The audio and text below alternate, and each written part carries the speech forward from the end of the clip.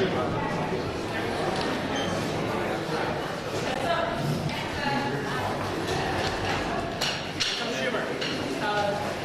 there. Go over there.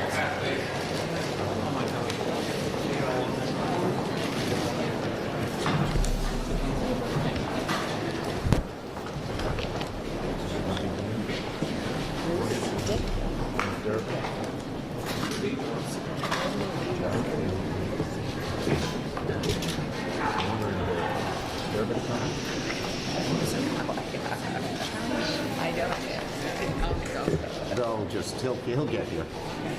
Okay, well, I'm joined by my leadership team, our leadership team, and Dick Durbin and Mark Warner, also part of it, are, here's Dick Durbin, and Mark Warner will be here shortly. First, I want to thank all of my colleagues for the support they have shown me, the confidence they have shown me, but we're really a team. We have worked together as a team for the last 2 years and will continue to do that. I love every member of my caucus. I truly do. They're all great people, different views, different backgrounds, but everyone works hard to see other people's points of view, and that's why we have been able to come together, because of the unity. The unity in our caucus has been our strength, and it will continue stronger than ever in the 116th Congress. When we stood here 2 years ago, we faced a daunting electoral map, the worst in decades. And we faced difficult questions about how best to serve the people with such an unconventional president in the White House. 2 years later, let's take stock. Thanks to the unity of our caucus, we beat back Republican efforts to repeal health care. 30 million people have health care because of this caucus. And the Republican assault on the health care system continues. They continue to pursue their destructive lawsuit to eliminate protections for pre-existing conditions. Costs are made higher and higher. Coverage gets diminished every day because of Republican sabotage. Prescription drugs are out of reach for too many, and the GOP knives are still out for Social Security, Medicare, and Medicaid. Republicans jammed through a biased tax bill that rewarded the wealthy and the powerful special interests. But we Democrats were unified in opposition. We made it clear day after day after day that the Republicans were the party that stands for the rich and for the wealthy special interests. And we were the party on the side of middle-class Americans and those struggling to get there. Republicans predicted the tax bill would save their party, lead to enormous victories in the midterms. Turns out they were afraid to even talk about it. In almost all of their campaigns, they didn't mention it. That's because it was so unpopular. And I believe there's a sea change. For 30 years, the powerful, wealthy few who have dictated tax policy on the Republican side, cut the taxes of the rich, and that's a great thing for America, that's over. I think our message, our focus, has put a knife through the heart of that argument. You won't see the Republicans doing that very much anymore. What they did do is explode the deficit. As a result, people saw it as selfish, narrowly focused, dangerous, and irresponsible. And so, with the Senate map wildly tilted in Republicans' favor, we're at worst only one seat worse off than we were when we stood here 2 years ago. And if Bill Nelson wins, which I believe he has a very good chance of doing, we'll be even. When all the votes are counted in Florida, we could be just where we started at the beginning of the 115th Congress, with 48 members, even facing the worst map that we've ever had. We were defending 10 seats that Donald Trump won, much to the surprise of the prognosticators who thought we'd lose a whole bunch of seats. We didn't. But that's the past. Where do Senate Democrats go from here? We're going to be relentlessly focused on the issues that matter to the people. First and foremost, lower health care costs, provide better, stronger coverage.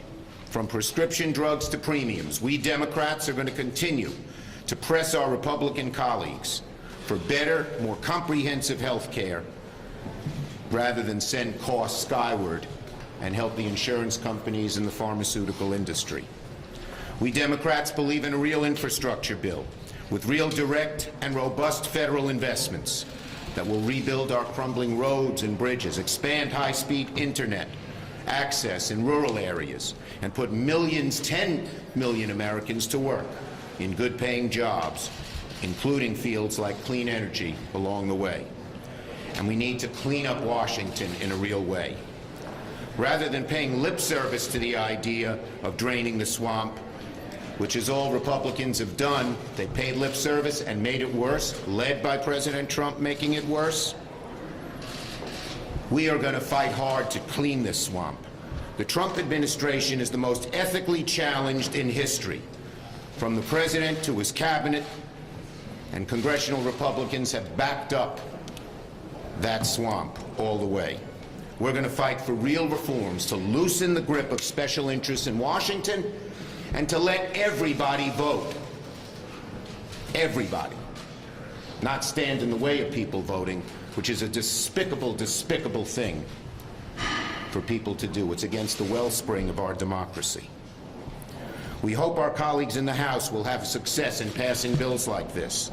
We will be relentless here in the Senate in pressuring Senator McConnell and Republicans in the Senate to put them on the floor or pay the consequences. The American people voted for Democrats last week on the strength of our ideas. Senate Democrats are committed to fighting to make those ideas a reality in this upcoming Congress.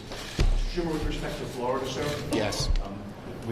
I know yesterday you appeared with Mr. Nelson. Yes. Can you share with us some of the conversations maybe you've had with him? What are his thoughts on this? Yeah, well, Bill Nelson is strong as could be.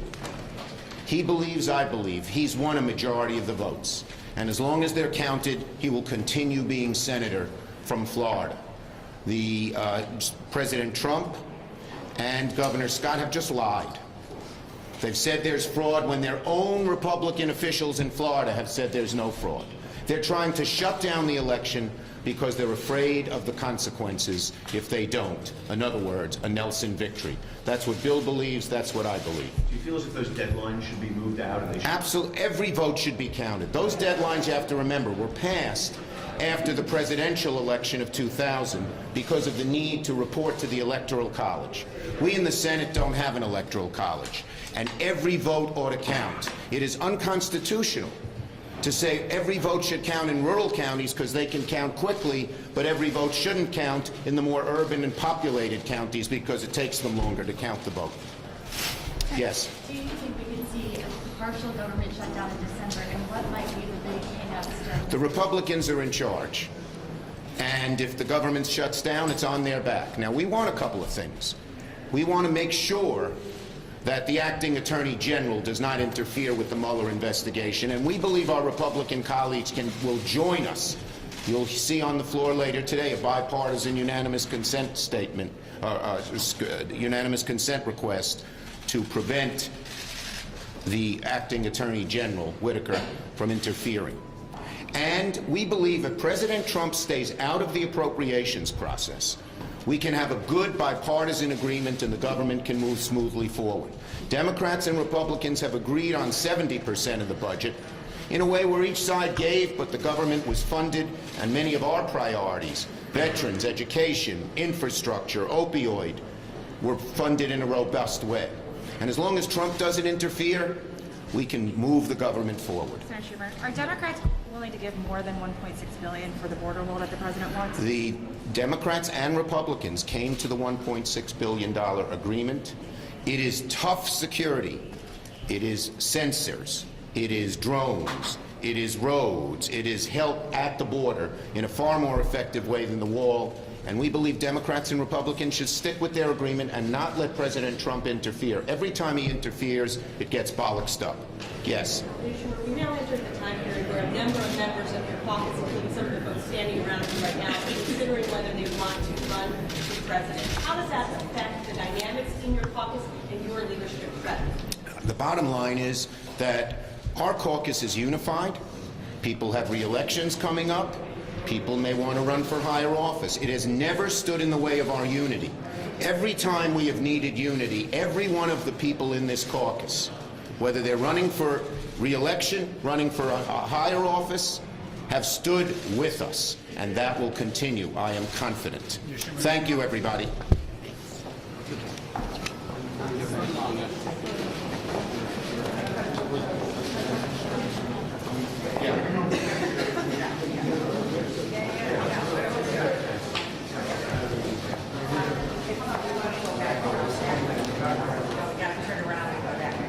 We got to go this way.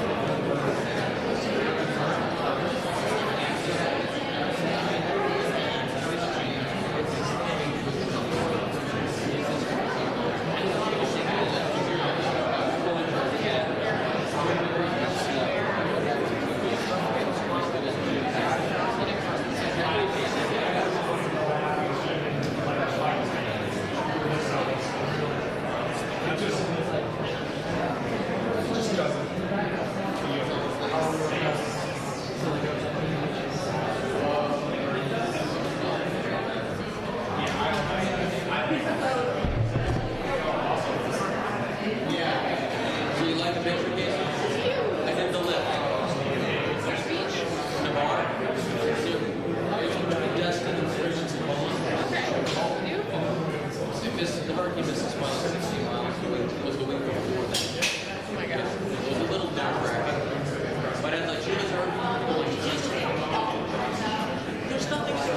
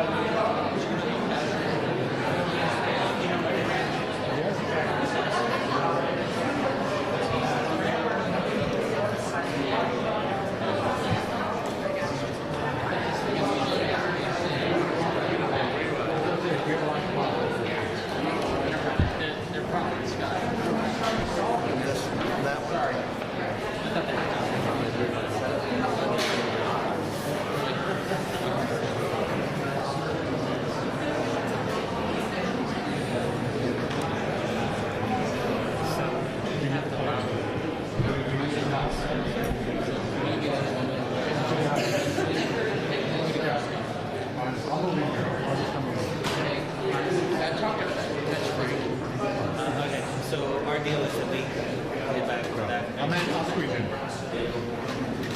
We'll make it. More. Wild pork, venison, hash, potatoes, and peanut. I know. I made myself too. That was the base.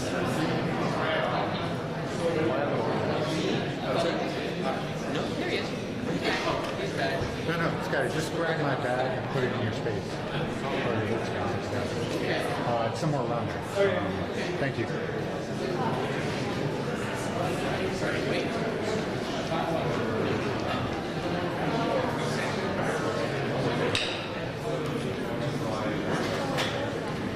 Maybe these chairs are going to be really quick.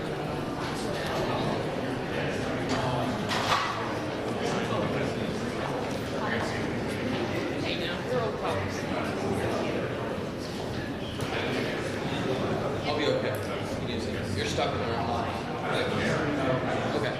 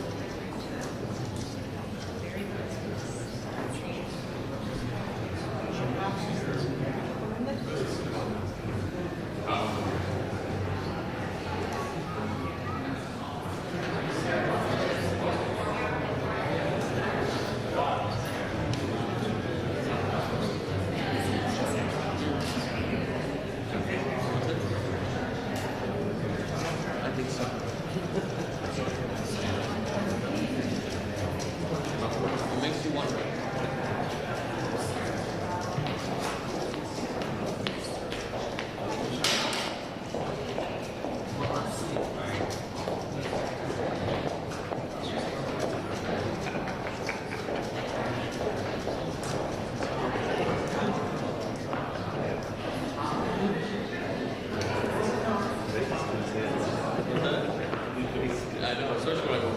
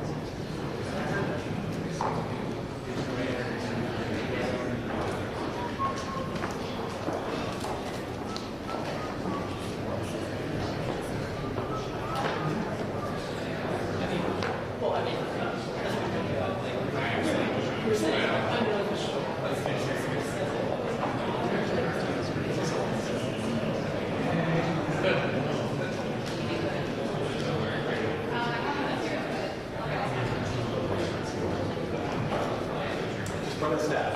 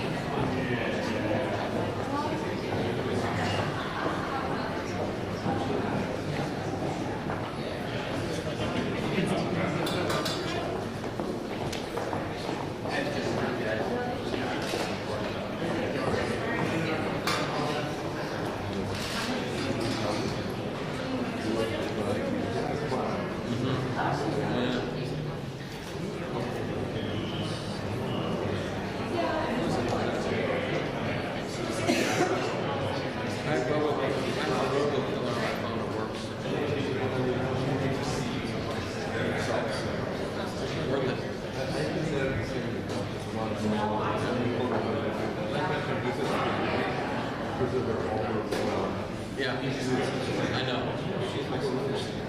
I know. Like, yeah, I do.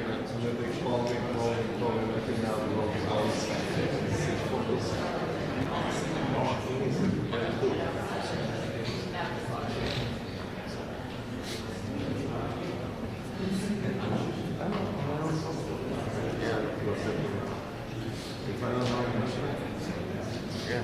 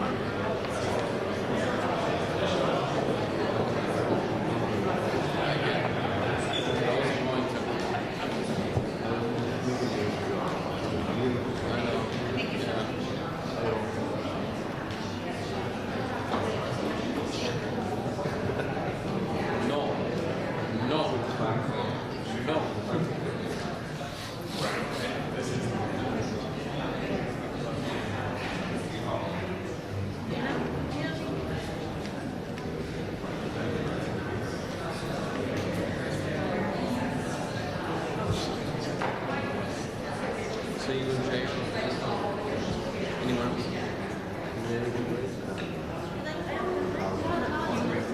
Oh, the kids. We're doing it all. That's what I thought. I think. I'm pretty sure. Coached Miami was Miami Argentina business.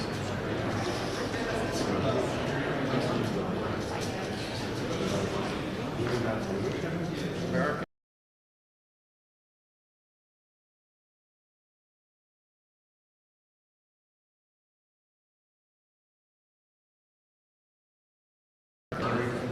Air Vietnam was points in there.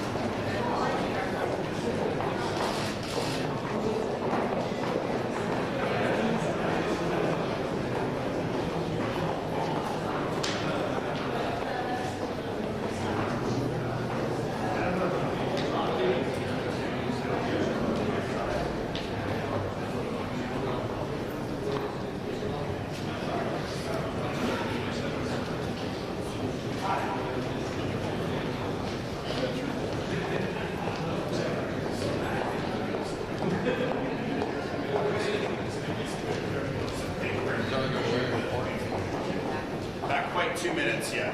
A little bit more.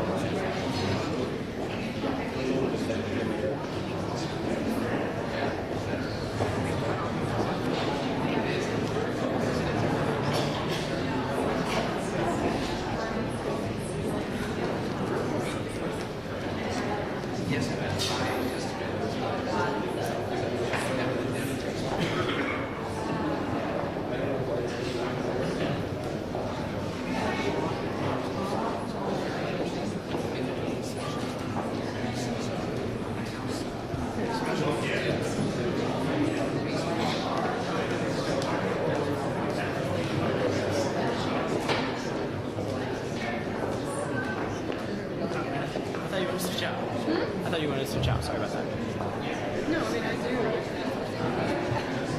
Wait, when is your hand?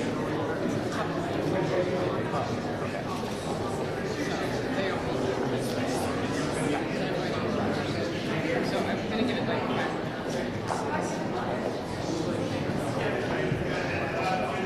Guys, heads up on the top. just to go into everybody's marketing, I might have to pay. Okay, I'll have Garrett stay close.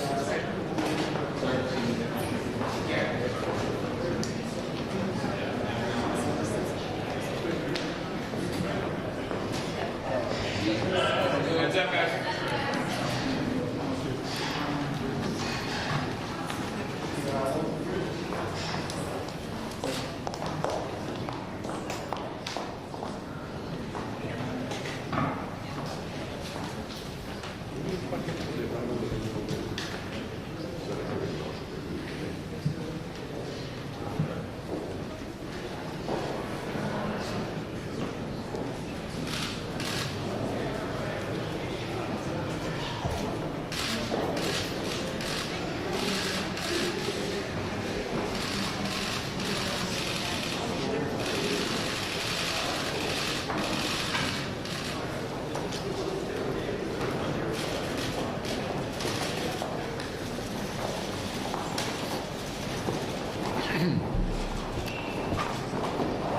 Well, hello, everyone.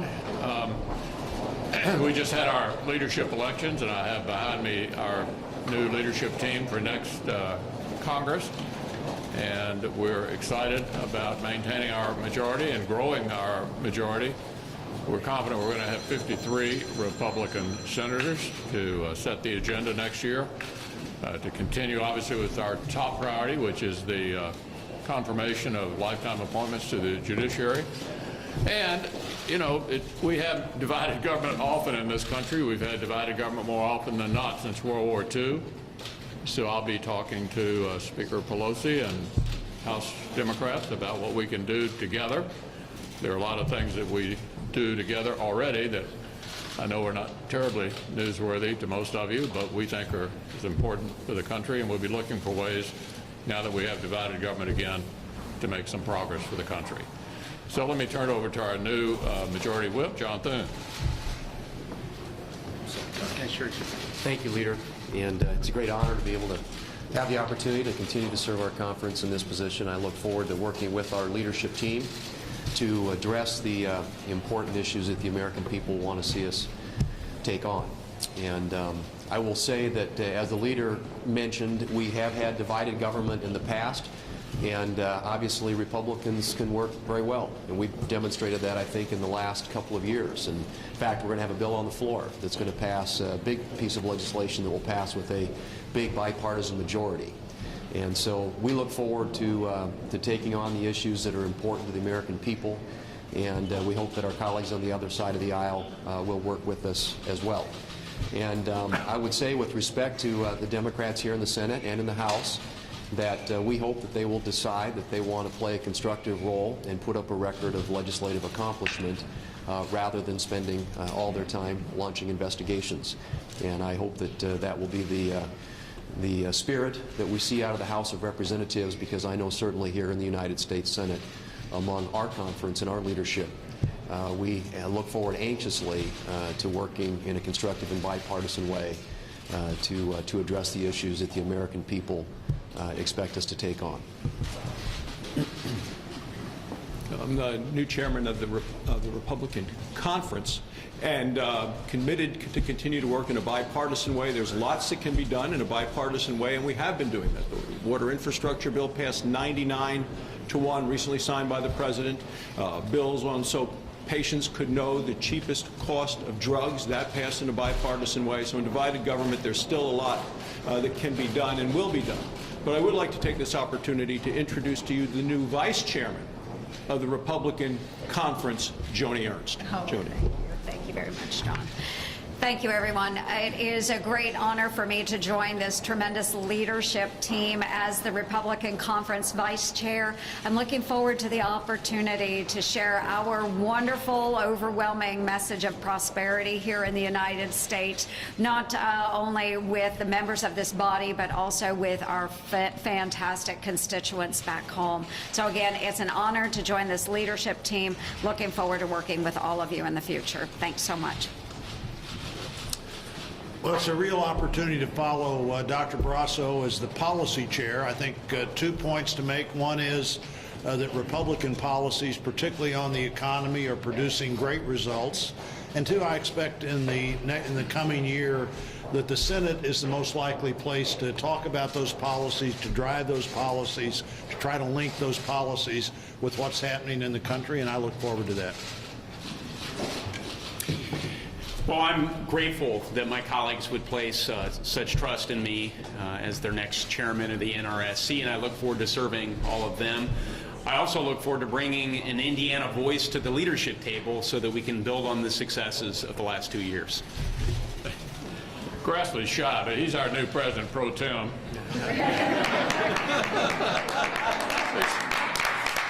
Said he didn't want to say anything. I don't understand. That's right. I'll take a couple of questions already. Mr. Leader, Yeah.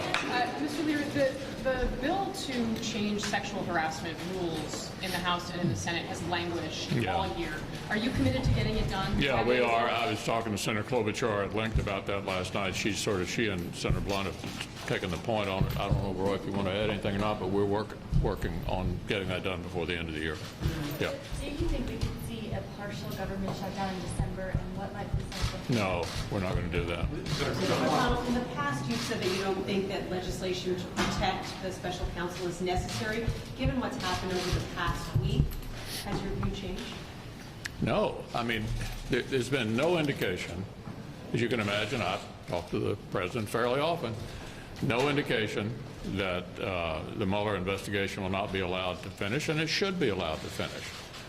We know how the president feels about the Mueller investigation, but he's never said he wants to shut it down. I've never heard anybody down there say they want to shut it down. I think it's in no danger, and so I don't think any legislation is necessary. Have you committed to bringing criminal justice reform to the floor in the lame duck? And what other items are on the lame duck agenda? Yeah, on criminal justice, what I've said to the proponents is that first we need a kind of final agreement. There's been a lot of discussion, but we need an actual proposal. Then we would take a whip count, see where we stand, and then weigh it at that point against the other things that absolutely have to be accomplished, one of which is how we're going to fund the government. The other is a farm bill.